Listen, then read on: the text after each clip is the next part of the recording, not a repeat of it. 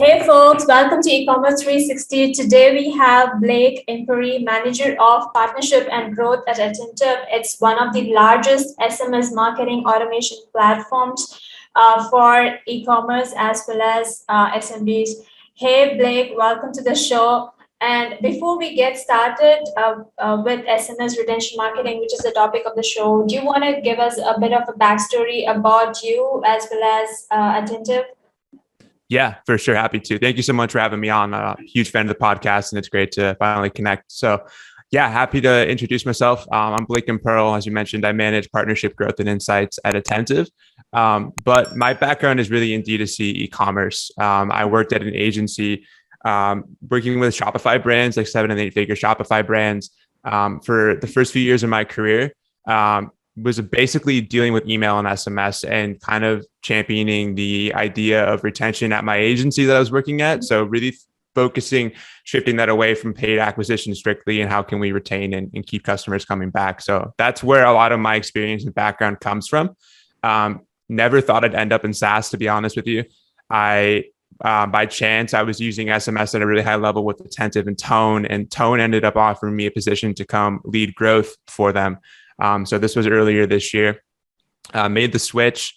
Love the experience. Just really getting to jump into things and tackle a challenge of being in this space of SMS, and it's so competitive, and there's a lot of people who have built out amazing platforms already. So a lot of what I was focused on at Tone was figuring out how we were going to talk about two-way conversational SMS, and that ties a lot into retention. I think what we'll talk about today, but really passionate about that. The acquisition of Tone happened recently, in June. So came over to the Attentive side and was fortunate enough to join the partnerships team. So here I am now. But yeah, most of my background, like I said, comes in that D2C e-commerce kind of realm. That's great. So let's jump right into it. So I was just reading some of these stats in Attentive website, and it states that 58% of customers are interested hearing from brands through text, right? So why SMS marketing is seeing such a huge surge? Why now? What, according to you, why now? Yeah, I think that's $1 million question. And I'll tell you, I think there's a few factors that have accelerated this. I think as SMS has evolved as a channel, with a platform like Attentive, we've invested heavily into the technology. And so a lot of that is bringing in more data. We're able to make more personalized experiences. So the experience generally from a consumer standpoint is a lot more positive, I think, than it has been in the past, where SMS has gotten this stigma as this spray and pray channel or kind of a batch and blast mentality. So it's definitely changing. I think people are having more positive experiences as brands understand what to do with this channel. But also, I think, you look at COVID was a turning point, I think, in last year, 2020, as more people turned online to shop, SMS became it went from a nice to have feature to a must to have for a lot of brands. And so when you go to shop online, generally, there's some sort of SMS experience tied to that brand. And so I think just consumers are becoming more used to this idea of SMS. And so, it's definitely becoming a more commonplace feature, I think, for brands. That's great. So, but also, from a brand perspective, right? Like customers, there are 58% who are interested from hearing from brands. That's great. But are brands, as excited as the end customers to implement an SMS strategy? Because it's, from what I see, it's slightly different. You have to ask for permission, or you have to get the phone numbers of customers, which is quite personal, and they may not be willing to share readily. So, are brands as excited as the end customers to implement SMS marketing? I think the data definitely is getting people excited about SMS. There was definitely this early adopter sort of movement into the channel. And I think a lot of brands that were on the fence, it needed buy-in from the C-level kind of execs and sort of to see, is this a channel that people want to be on? But I think I'll use Attentive as an example. Like, we make it as easy as possible for a subscriber to get in a 100% compliant way, but also in a way that is, engaging this 2-tap opt-in process that we have, we're able to collect up to 50% more opt-ins than, traditional opt-in stores. So it's really easy for a subscriber to get on to SMS through something that will natively populate into their, Android or iOS messaging app. So I think it's becoming easier to understand that the data is supporting that it's an easy process to opt in, but also like once they're in, we're able to do a lot with this customer, and we're proving out the value from a ROI upfront, but also a retention standpoint. So I think the narrative is changing, and I think it will continue to change as we build out more features into the platform. Yeah, that's fascinating. Also, getting into the nitty-gritties of SMS, once marketers implement SMS, what are the basics, just the bare minimum that they should get right to have a successful SMS retention strategy specifically, but also on a broader note, an SMS campaign, how do they get it right? Yeah, I think that's a great question to ask. And I get asked it a lot. And I'll tell you, the number one way I think about when I work with brands, that when I was, on the agency side, but now seeing, a lot more brands now doing best practices, it's a long-term strategy with your SMS. And so, having the right support behind you, whether you're the agency with the expertise or you're working with a platform and you like Attentive and you have, a client strategy manager who's helping you to get the most out of it, like seeing the broader picture, you need to have some things I look for, dialed in automations. What are those touch points? If you're looking at retention, it's more than just the upfront experience. Like what kind of post-purchase flows do you have? Are you sending education? Are you mixing content and promotions? Are you using data to make more segmented journeys? Transactional SMS is another huge must. It's something that as we head into, the holidays here, people are going to be wondering where's my order at, so I think, things like that are really important to recognize.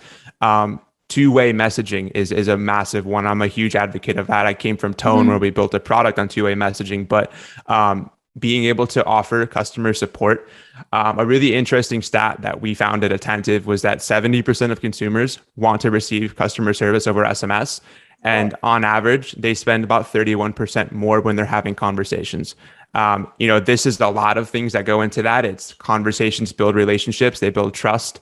And so if you're able to provide customer support, it's a big value add to the channel. And I think the brands that I see doing really well on SMS from a retention standpoint, they're offering this customer service. And then I think the last thing I'll add is just using data smartly to personalize things. We're able to ingest a lot of data into SMS now.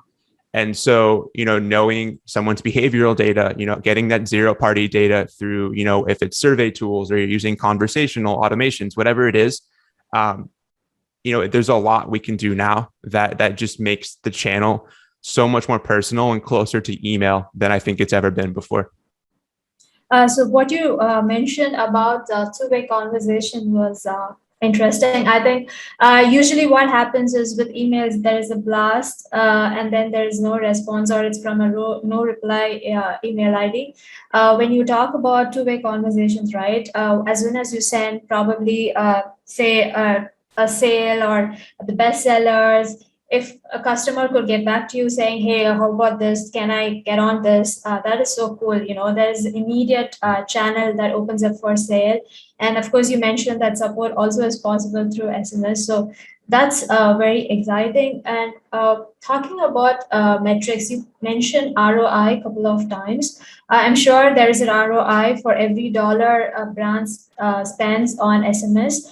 But from an e-commerce standpoint, what sort of metrics are we looking at when we talk about SMS campaigns?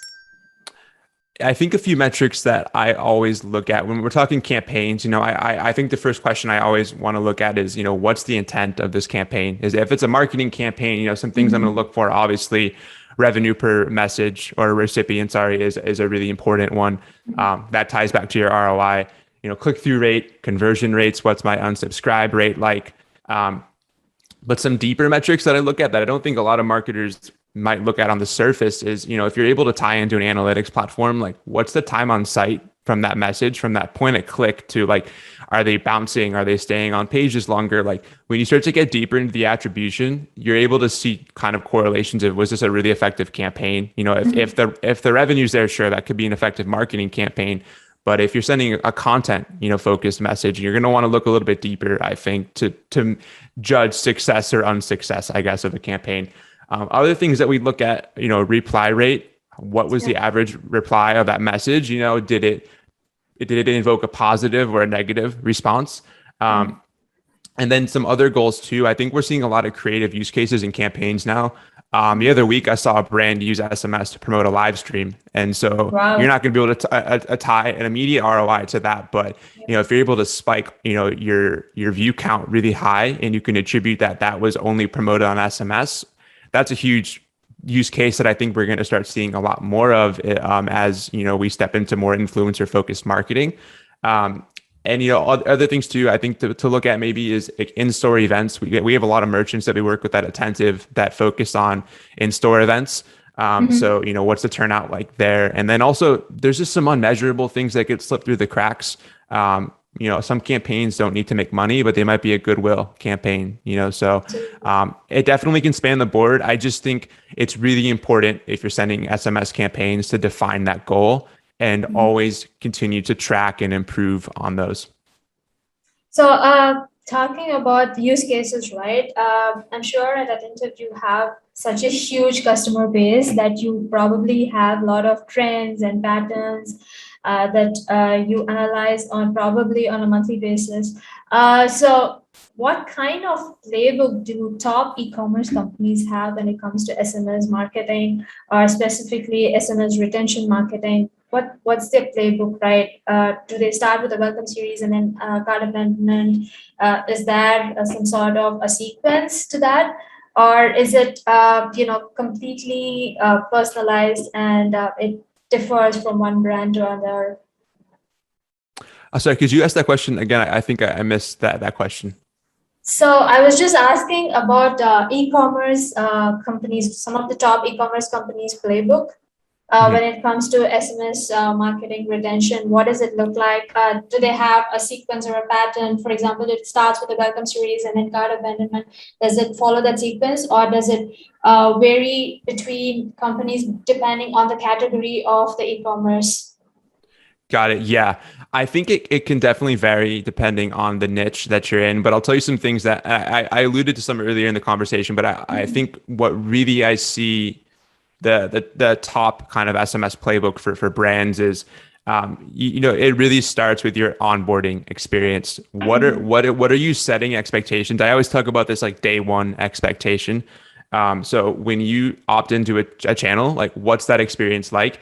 Whether you're delivering a coupon, you're delivering some kind of deliverable, inviting the customer to know that this is a true two-way channel. If you're able to offer that, is a massive value add. So I see brands doing things like, hey, text us if you have questions, or, I'm always here for you. Just don't hesitate to shoot me a text, something along those lines. You're hitting multiple targets at once.